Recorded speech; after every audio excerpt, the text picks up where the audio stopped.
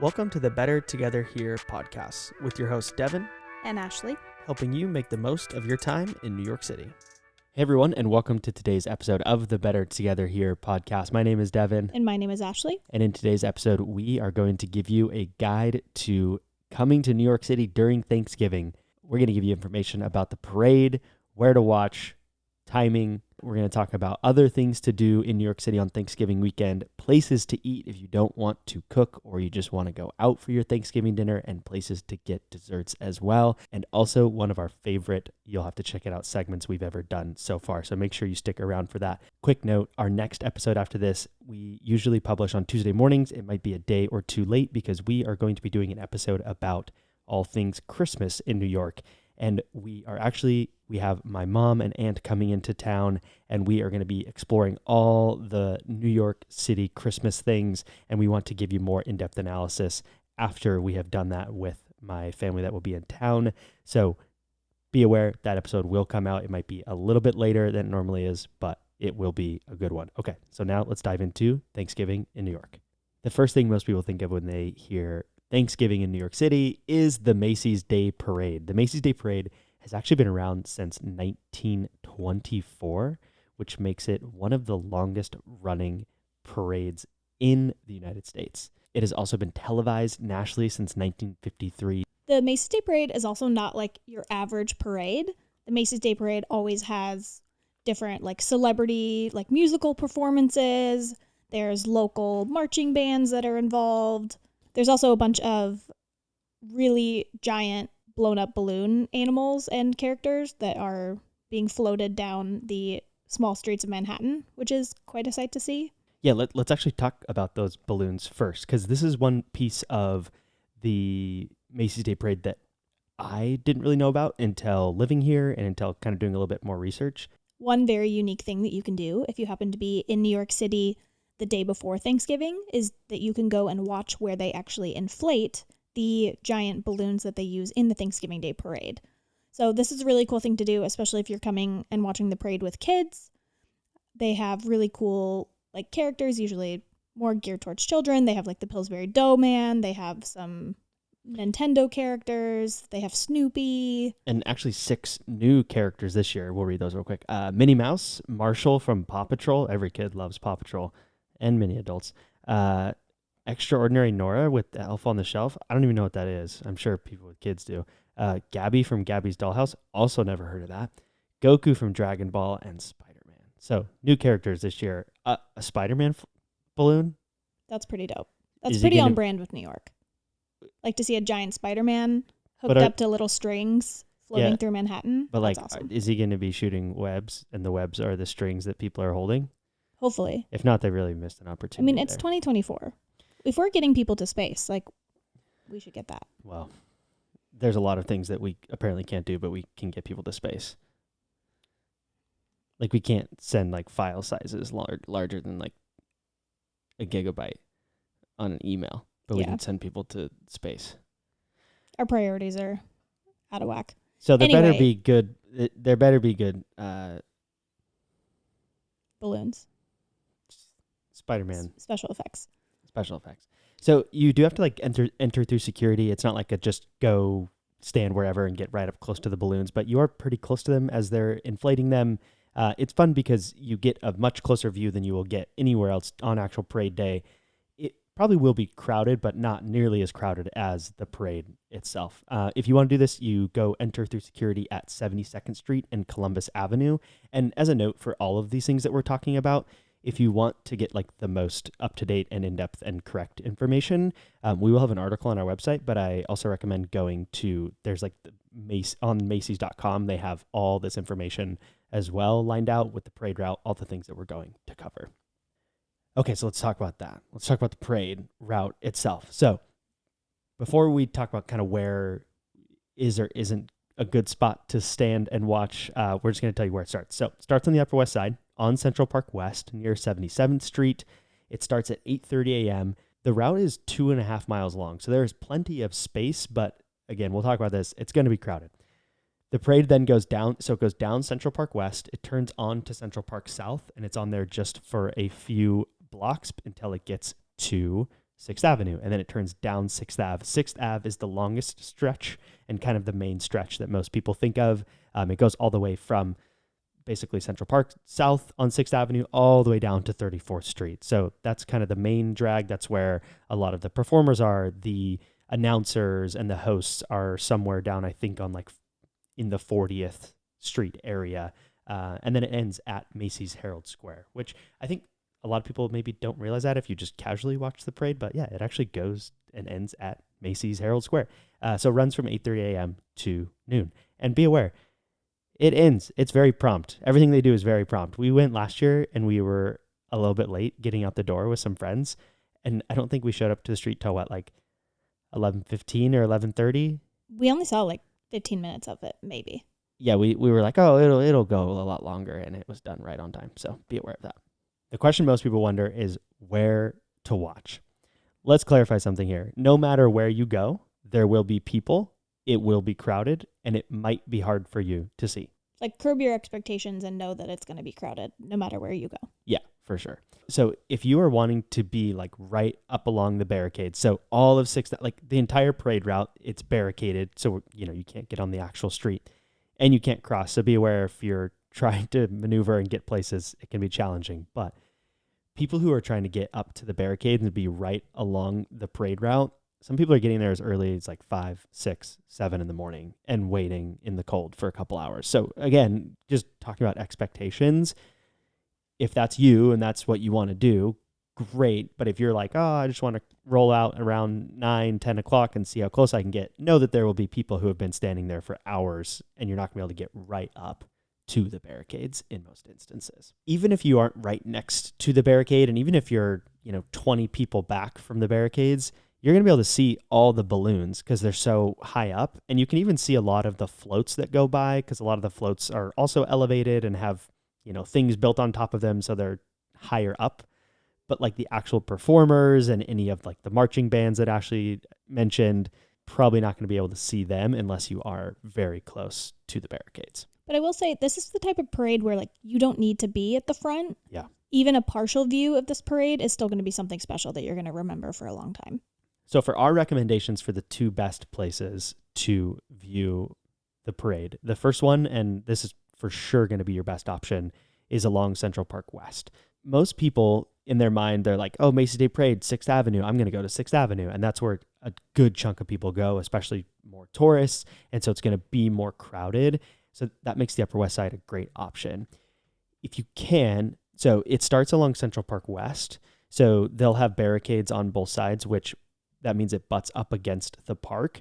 So if you're coming from like the street side, so from like the Columbus side of Central Park West, that is probably going to be more crowded versus if you can get into Central Park and then walk through the park and come up onto Central Park West from the park side.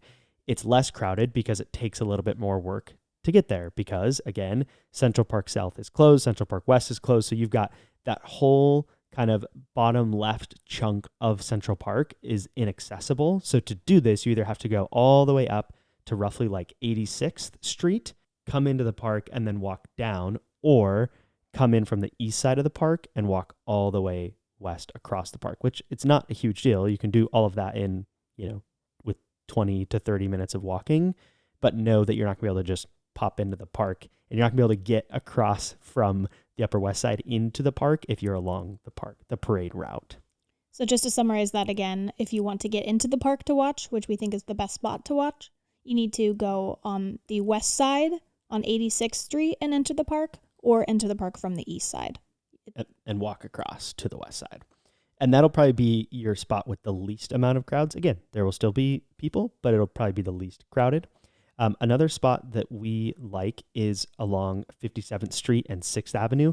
So the reason 57th Street is a good option, number one, you are earlier on the 6th Ave part, because I think the further downtown, the further south you go, the more crowded it's going to get because people want to be near the end and where there's performers and the hosts and all those good things. So being up on 57th Street is nice because you're a little bit further away from that, but also most streets in New York are one-way roads, so they're a little bit thinner than your average road because there only needs to be space for one car to go through.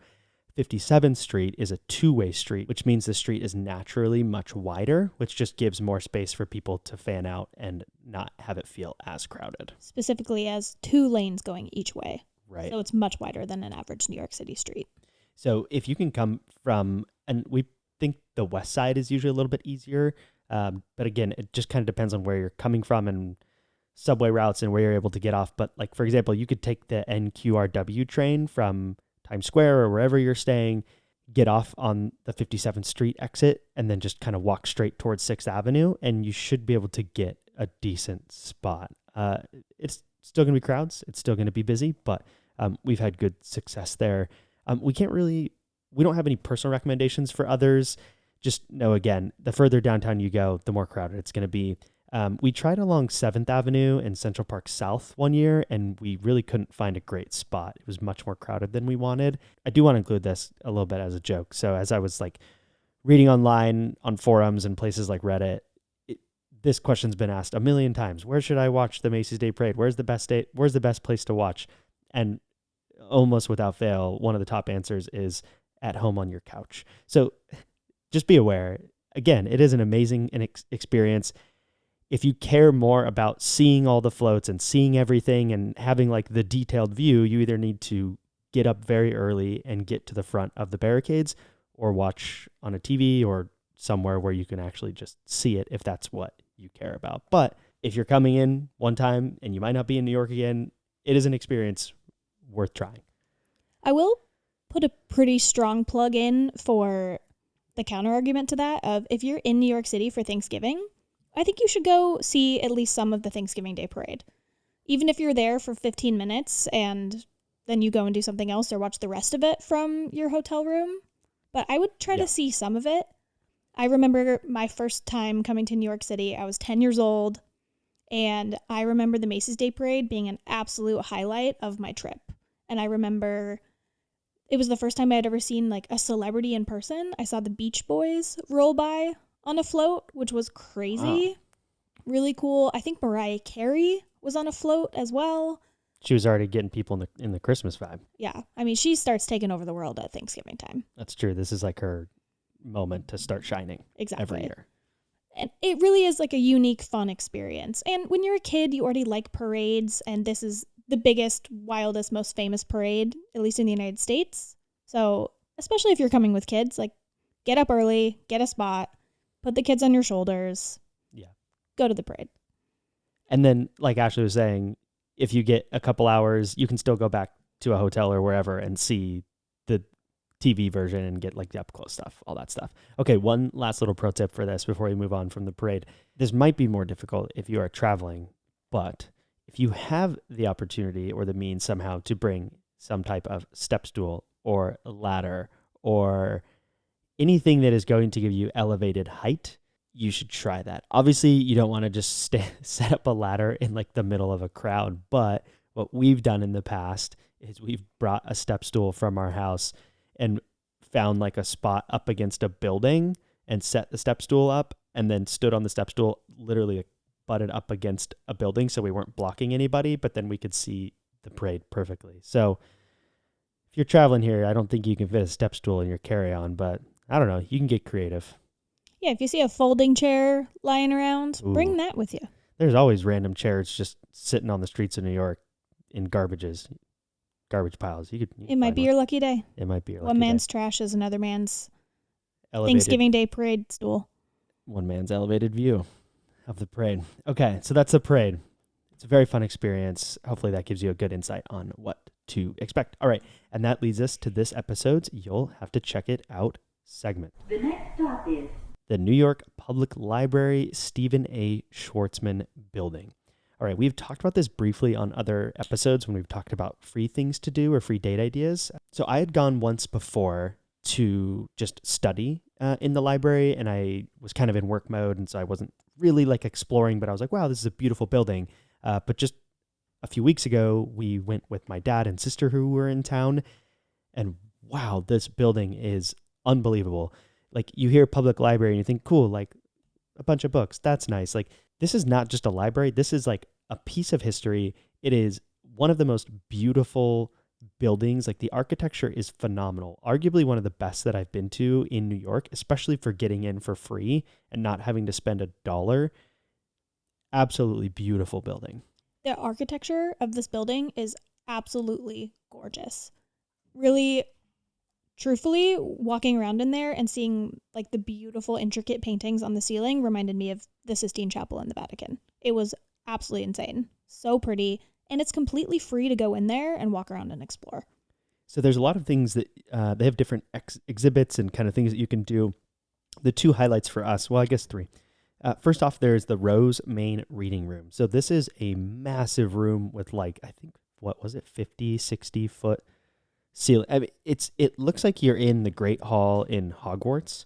Like if you've seen the Harry Potter movies, it looks like where they have their meals, where it's just like giant vaulted ceilings, books along the wall, murals everywhere. I mean, it is like one of the most beautiful rooms I've ever walked into in my entire life. They do free tours of that Rosemain Reading Room. So actually, you can only go into the Rosemain Reading Room to just explore if you go between 10 and 11 a.m. They have like kind of the open hours, but after that, you can only get in through a guided tour. They have the tours at 11:20 a.m., 1:30 p.m., and 3 p.m. They release tickets about 30 minutes before. So what I would recommend doing if you want to take part in this is, for example, go to the library around like 12:45, explore, walk around a little bit, go up outside of the Rosemain Reading Room. It's on one of the upper levels, I think the third floor. Around 1 o'clock, they will release tickets. They give you a little sticker. You grab that sticker, and then you've got time to go explore the rest of the library and then come back and get the tour when it starts at 1:30. That's what we did. It worked out really, really well. Make sure when you're there that you go and explore all the floors and all the public galleries. They have different exhibitions that are up at different times of the year, and you have an opportunity to see some really cool local artists, some really famous art, interesting New York history, a lot of really cool galleries there.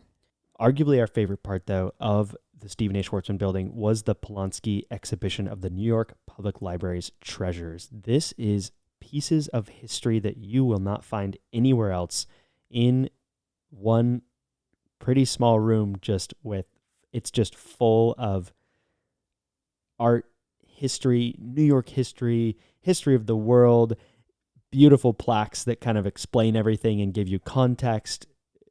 Some of our favorite things there was too much to write down and we were trying to remember all of it, but we had some highlights that we loved. Some of the highlights were they had the original Winnie the Pooh, which was really cool to see. Like the stuffed animal itself that spurred the story of Winnie the Pooh. They had a Gutenberg Bible from 1455 in there. They had tons of New York City historical artifacts, including like a blueprint of the Brooklyn Bridge when it was being built. They had a cuneiform tablet from Mesopotamia with like the first written language of our human society, which was wild, just like randomly there in the middle of the New York Public Library behind some glass. Super cool.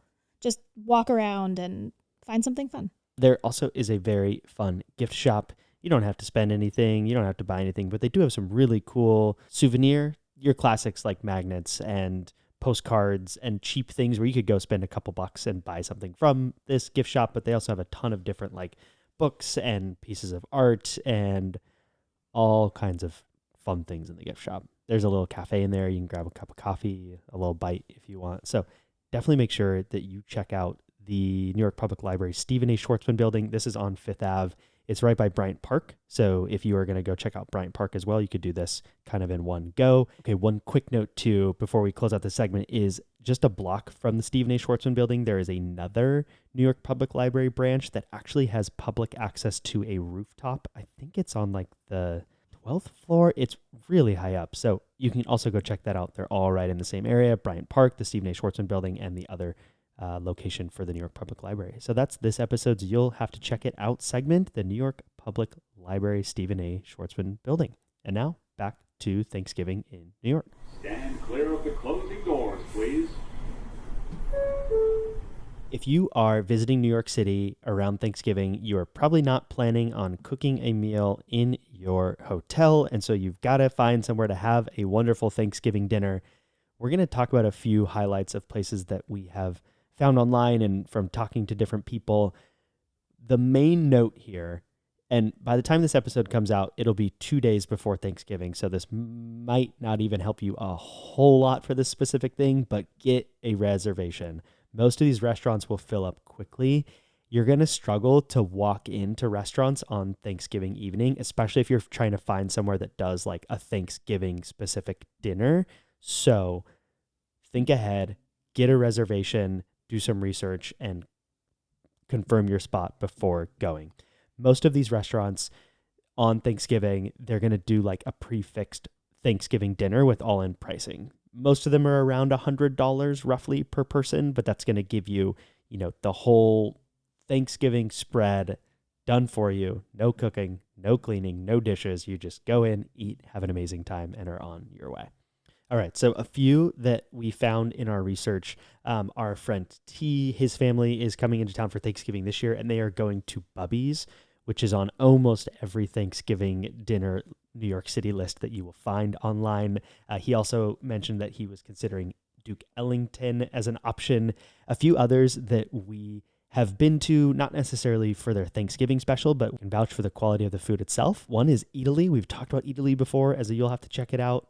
Tavern on the Green, The Smith, Jacob's Pickles does a Thanksgiving dinner, Friend of a Farmer, where we've talked about as well. Friend of a Farmer would be such a fun spot to get Thanksgiving, because you don't really feel like you're in the city. It's like a cozy farm-to-table vibe with cute, homey decorations and a big fireplace in the middle. But no turkey, right? Because it's all vegetarian and vegan options? Oh, no, it's not? No. Oh, okay. No, there's meat. Oh, okay. Well, great. Friend of a Farmer, the Plaza Hotel. That's probably one of the more expensive options. Funny story about the Plaza Hotel. We have walked by it a ton of times, and we're like, oh, we should go in. Maybe we'll go in to like their bar and have a drink. We walk in, get sat at a table, sit down and look at the cocktails. And we've talked a lot before on this podcast about how New York City is expensive. Going out to drink in New York is expensive. This blew us away. I think the cheapest cocktail at the Plaza Hotel was $31. It's like $31 or $32, and it was like a gin and tonic. Yeah. And then like nothing insane, nothing infused, no crazy garnishes. I mean, we didn't end up ordering it, which Devin will get to that part of the story. But just looking at the menu was pretty appalling. Yeah, I think, and then they had some cocktails that were like $50, which it's a little bit offensive. I know it's the Plaza Hotel. I know it's like one of the most famous landmarks like in New York City, and it has so much history and X, Y, and Z, but $50 for a cocktail? Insane. Crazy. That's also not our vibe. It's not our vibe at all. Like, I would rather pay $21 for a cocktail that's phenomenal and took someone a lot of time to make and has a lot of craftsmanship, rather than sitting in a famous hotel and paying $32 for gin and tonic. That's not for us. But if it's for you, or I'd check rather out the Plaza. Or I'd rather have a $3 draft beer at Rudy's. Like, I'm also great with that too. That's true. So we sit down, look at the menu, have this slight moment of not panic, but like, whoa, are we really going to do this? And then very quickly said, nope, we're going to leave before our waitress comes. So we just stood up and left and didn't order. And then we went to a sports bar around the corner and had a great time for like $70 for like a food, bunch of drinks. Yeah. We got to watch sports and weren't around That was Judge Roy Bean. Judge Roy Bean. That was our backup to the Plaza, and it was a much better decision. So the Plaza Hotel does do Thanksgiving dinner. I think that's one of the more expensive I saw. It was like $225 a person, something like that. Also Keen's Steakhouse, which is a very popular spot, and Francis Tavern, which we have been to. I don't know if we've talked about it on the podcast. Francis Tavern is down in a building in downtown Manhattan. It's very, very old building, tons of history. It's actually where George Washington gave his farewell speech to people here in New York City after the war. Like, it's just so much history. Very cozy spot too. Feels like you are stepping into, early 1800s New York City.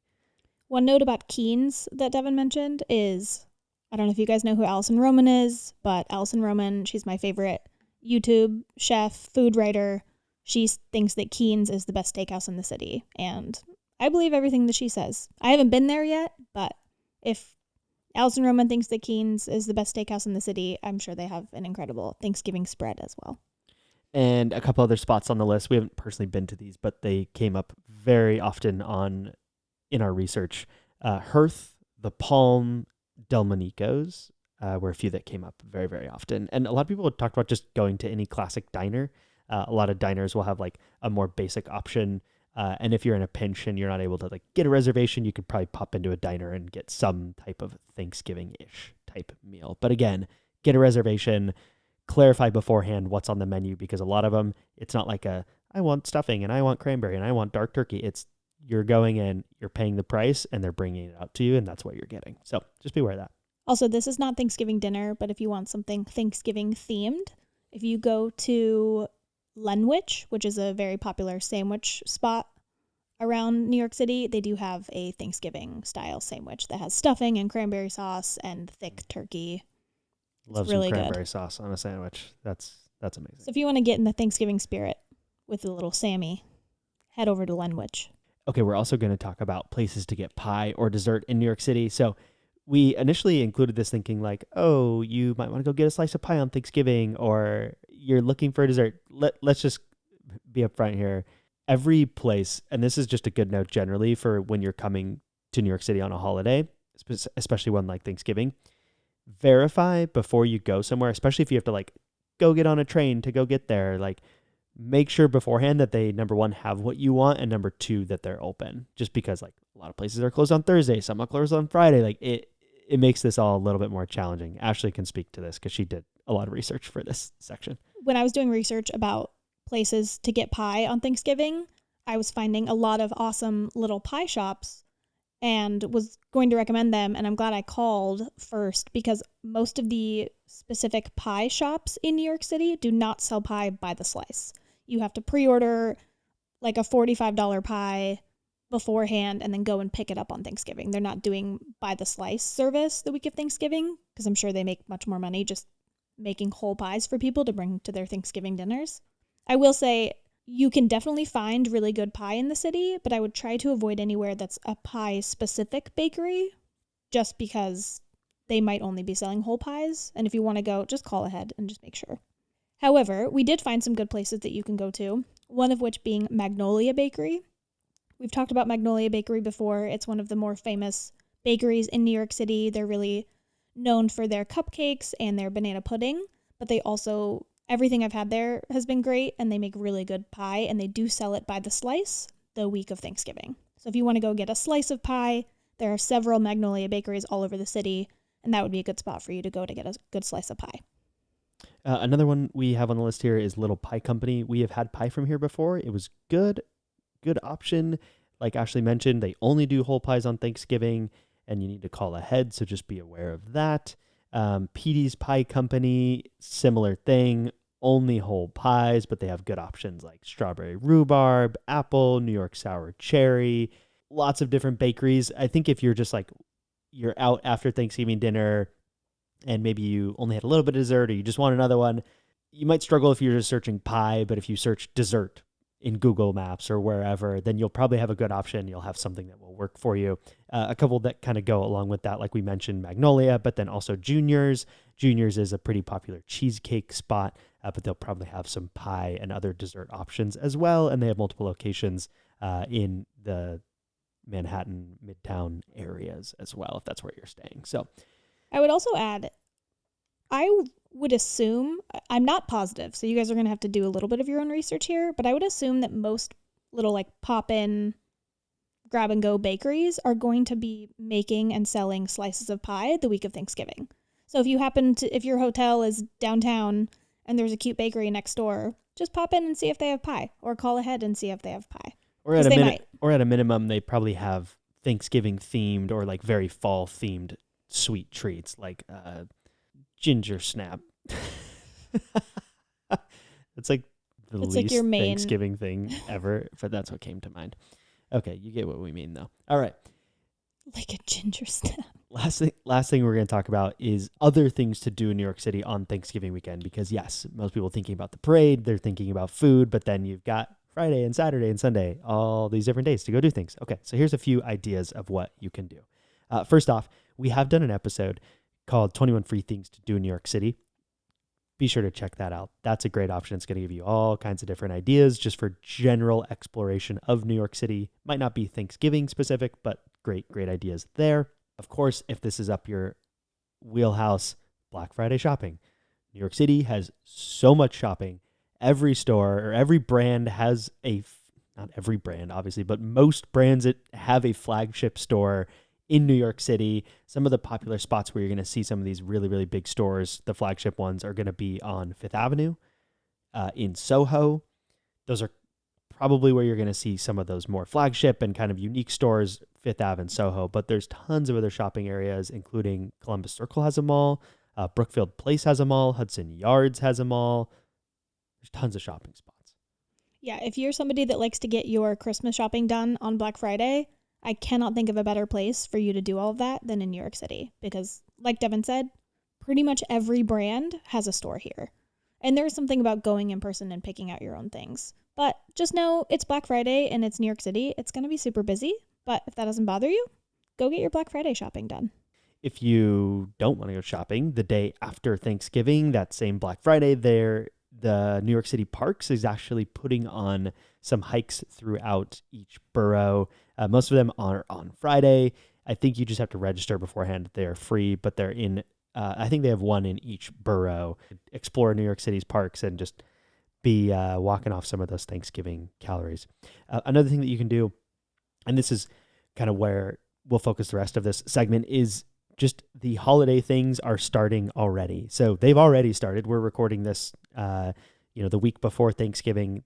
A lot of them have been happening for a while, but most of them really ramp up this week of Thanksgiving. And most things that you would want to see as part of the quote unquote Christmas experience in New York, you can actually see Thanksgiving weekend, with some caveats. The biggest caveat being that the Rockefeller tree, it's not lit up until December 4th, but it is actually on display currently. And it has been on display since November 9th. So if you want to just go see the tree and see how absolutely massive it is, you can do that. And it'll be much less crowded than during Christmas time. Just know it won't be actually lit up.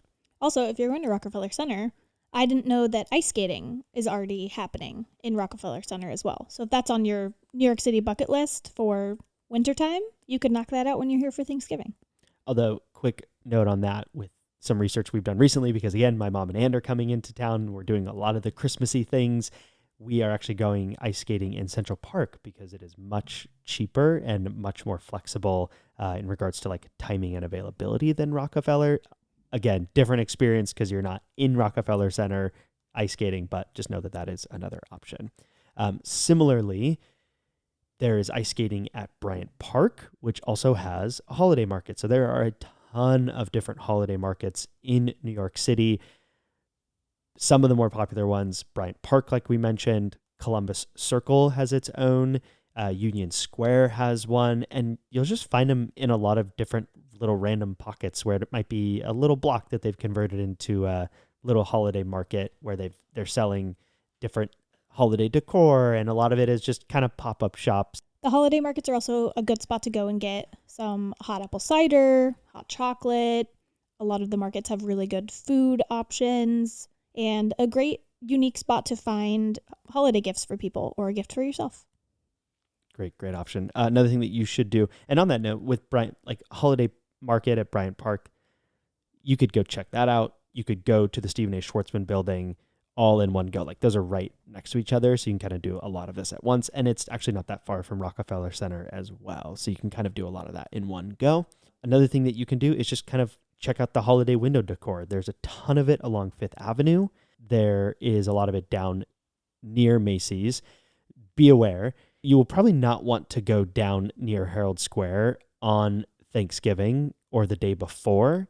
The day after you might be fine because they start breaking stuff down as soon as the parade is over at noon, but you don't want to go there the day before. We actually just had to walk through there just last night. So, almost a full week before Thanksgiving, and it was so crowded and so many barricades, and they're already setting things up for the parade. So you'll probably want to avoid Herald Square before Thanksgiving, but as soon as like the evening of Thanksgiving or definitely Black Friday, you could go walk around, and Macy's has a ton of different window decor and fun things that you can check out as well.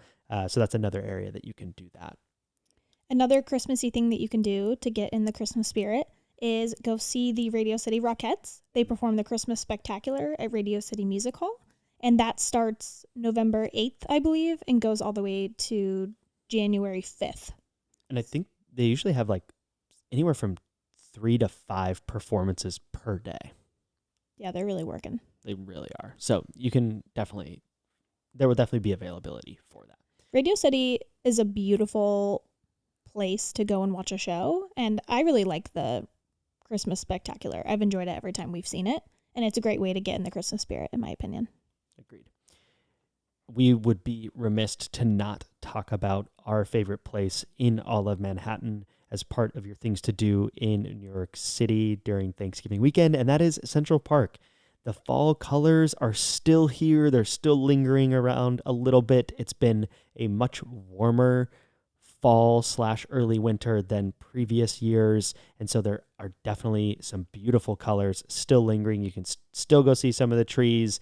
It's starting to get, it's crisp in the mornings, but then during the day it's kind of warmer and probably overcast. It's just a nice time to go explore Central Park, and we have so many resources on our website to help you do that.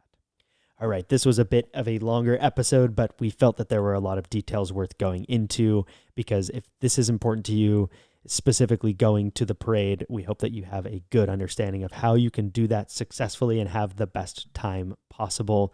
If you have not already, please leave us a review on Apple Podcasts. Engage with us on Spotify. If you're there listening, leave us a comment. Leave us a review. We read every single one of those. And guess what? If you have specific questions about your trip to New York City, if you're looking for example, you want to find a fun coffee shop, or you're really into Thai food and you want our personal recommendations, just shoot us an email, hello@bettertogetherhere.com, and we will help you out as best we can. And other than that, we'll catch you on the next episode. This is the last stop on this train. Everyone, please leave the train. Thank you for riding with us.